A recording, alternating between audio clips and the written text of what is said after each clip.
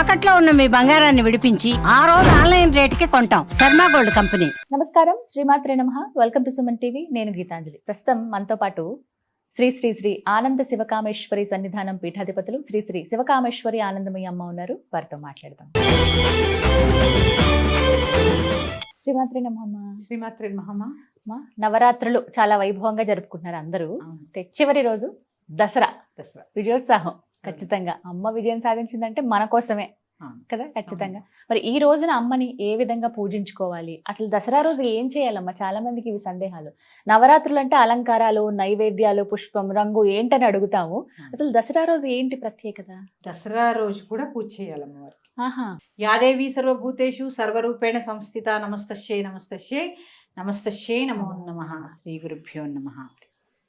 విజయదశమి అంటే అసుర సంహారం అంతా అయిపోయి విజయాన్ని సాధించినటువంటి గుర్తుగా, మనలో ఉండే చీకట్లని తొలగిపోయి జ్ఞానం ఉదయించిన దానికి గుర్తుగా విజయదశమి జరుపుకుంటాము. అందుకే 9 రోజులు రాత్రి జరుపుకుంటే ఇది పగలు జరుపుకుంటాం. అంటే వెలుతురు వచ్చేసింది జీవితంలో.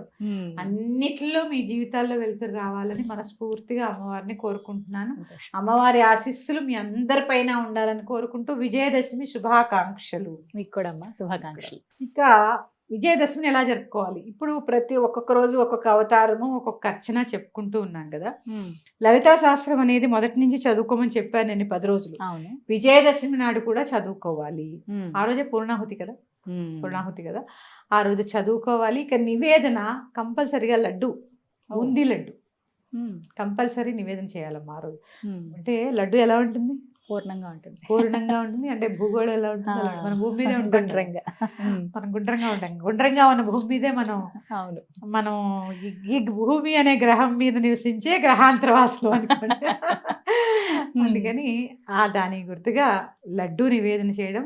ఆ తల్లి రాజరాజేశ్వరిగా దర్శనమిస్తుంది ఆ రోజు.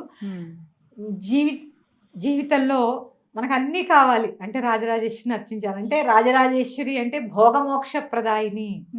ఆవిడే లలిత, ఆవిడే రాజరాజేశ్వరి. రాజరాజ ఈశ్వరి చూడండి, ఆవిడ పేరే చూడండి. ఈశ్వరి అంటే ఏదైనా ప్రసాదించే శక్తి గలది. ఎటువంటి ఈప్సితాలైనా తీర్చేది ఈశ్వరి. సమస్త భువన భాండాలకి ఈశ్వరి. ఈశ్వరుడి యొక్క పత్ని ఈశ్వరి. ఆ ఈశ్వరత్వం ఎలా వస్తుందమ్మా? పేరులో రాదు. ఈ సృష్టి అంతటికి శ్రీమాతా శ్రీ మహారాజ్ఞి, రాజు రాజ్ఞి ఆవిడ కాబట్టి ఈశ్వరి. ఈశ్వరుడు అంటామా, ఆవిడ ఈశ్వరి. ఆ ఈశ్వరిని ఆరాధన చేస్తూ ఉంటే భోగాన్ని అటు మోక్షాన్ని కూడా ప్రసాదిస్తూ ఉంటుంది. తదన్యపాణిభ్యాం అభయవరదో దైవతగణ త్వమేకానైవాసి ప్రకటిత వరాభీత్యభినయ. సౌందర్యలహరిలో ఒక శ్లోకం ఉంటుందమ్మా. మిగిలిన దేవతలందరూ అభయవరద ముద్రలతో నిన్ను ఎంతో సేవ చేసి ఎంతో చేస్తే గాని మాకు అభయవరద వరాల్ని ప్రసాదించరు. మేము తల్లి నీ పాదాలు ఆశ్రయిస్తే చాలు, నువ్వు మాకు అన్నీ ప్రసాదిస్తావు అని చెప్పడం జరుగుతుంది. అందుకని ఈ రాజరాజేశ్వరి జీవితంలో ఇటు భోగాన్ని అంటే మనిషికి కావలసినటువంటి భోగం అన్నీ ఇస్తూ మనల్ని మోక్షం వైపు నడిపించే దేవత రాజరాజేశ్వరి. అందుకే ఆవిడ్ని పూజించడం అనేది చాలా చాలా అవసరం. ఈ రోజు అపరాజిత స్తోత్రం. నమో దేవ్యై మహాదేవ్యై శివాయే సతతం నమః.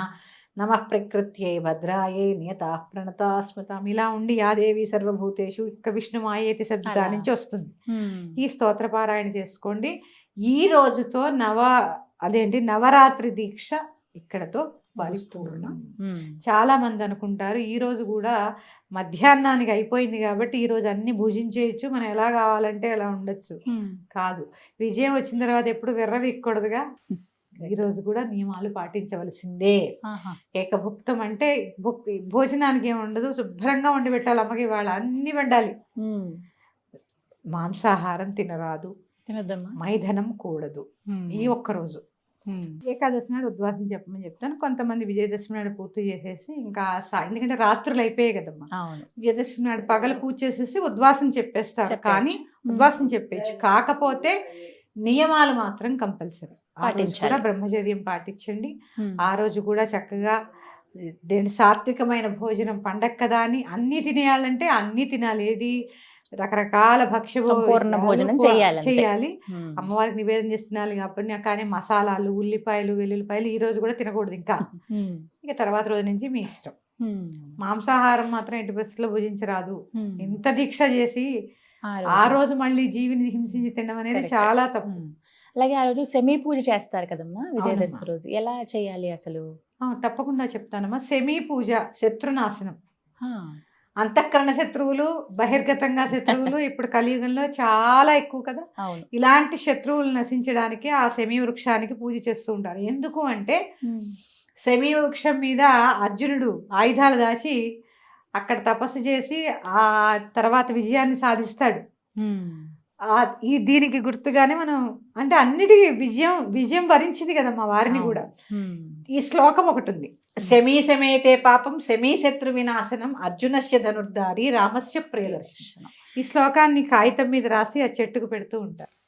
పెట్టి చక్కగా అంటే ఆ చెట్టుకు పెడితే శత్రువులు నశిస్తారు అని. అలాగే అందరూ బయట ఉన్న శత్రువులు ఏదేదో పేర్లు రాసేస్తూ ఉంటారు, పేర్లు ఏం రాయక్కర్లేదు. చాలా మంది శత్రువులు ఎవరంటే వెనకాల పేర్లు రాసి నేను గుడికి వెళ్తే చూస్తూ ఉంటాను, ఏమి రాయక్కర్లేదు శత్రువుల పేర్లు.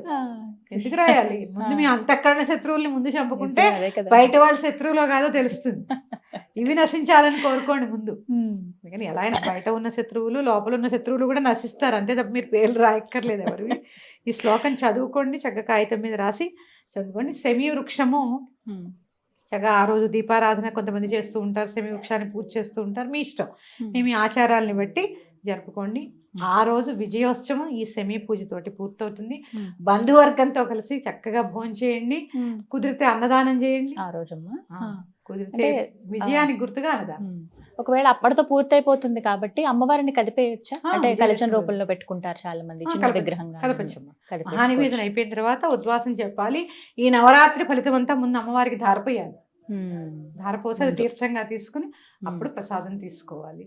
విజయదశమి రోజు సాయంత్రానికి పండగ కదమ్మా, అందరూ ఉత్సాహంగా ఉంటారు. కొత్త బట్టలు, పండగ, కొత్త అల్లుళ్ళు, పెళ్ళైన వాళ్ళు సందడిగా ఉంటారు. కాబట్టి మనకి ఏదైనా చక్కగా ఈ 9 రోజులు చక్కగా అనుష్ఠానము, పూజ ఇలా చేసుకుంటూ ఉంటాం. ఇక విజయదశమి అయిపోయి ఇక 11వ రోజు మేము 9 రోజులు అలసిపోయామని పడుకుంటారు. అలా పడుకోకుండా ఎలా అయితే ఈ 9 రోజులు విశేషమైన అర్చన చేసుకున్నా ఇక 11వ రోజు నుంచి కొంచెంగా అయినా అమ్మని తలవండి. చిన్న చిన్నగా తర్వాత రోజు ఇంకా శుక్రవారం 2 గురువారం వచ్చింది. అందుకని చక్కగా పైగా 2 విజయదశమి ఒక సెలవు పోయింది మనకి, గాంధీ జయంతి కూడా ఆ రోజే కదా. అవును.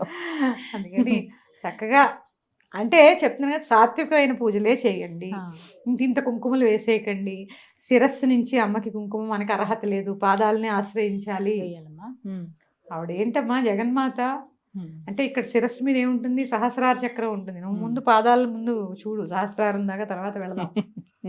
సూక్ష్మ శరీరంలో కూడా మూలాధారాన్ని దాడిన తర్వాతే సహస్రారం కదా. ముందు ఆ కింద ఉన్న చెడల వాటిలన్నీ పోగొట్టుకోవడానికి ముందు పాదాలు ఆశ్రయించు. ఇది చక్కగా ఈ విశేషంగా ఇక్కడ చెప్పేది ఏంటంటే ఈ 9 రోజుల పువ్వులతో చాలా అలంకరణ జరుగుతుంది కదా. చాలా మంది ఏం చేస్తారంటే నేను చూశాను, ఈ 9 రోజులు పడేయకూడదు, అన్నీ ఒకసారి పడేద్దామని ఆ దేవుడి గదిలో అలా మూల పెడుతూ ఉంటారు. అవి పురుగులు వచ్చేసి వాసన వచ్చేసి అలాంటి ఎప్పుడూ సుగంధభరితంగానే ఉండాలి. అలాంటివి చేయకండి. సాంబ్రాణి 2 పూట్ల వేసుకోండి, 2 పూట్ల వేసుకోండి. తెల్ల ఆవాలు దొరుకుతాయి. చక్కగా ఈ ధూపం వేసినప్పుడు దాంట్లో కొద్దిగా వేసి ఇండ్లంతా చూపించండి. ఏదైనా నరదృష్టి ఇలాంటివి ఏదైనా ఉంటే కూడా వెళ్ళిపోతాయి. 2 పూటల అమ్మవారికి ధూపం అయితే అమ్మవారికి వేయకండి, ఆవాలు వేసింది ముందు అమ్మవారికి ధూపం వేయండి.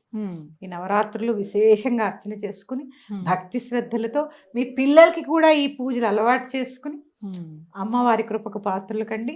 శ్రీమాత్రే నమః. మరి యొక్క అంశంతో మేము అందుకు వస్తాను. మీ శివకామేశ్వరి ఆనందమైన స్వస్తి. నమస్కారం.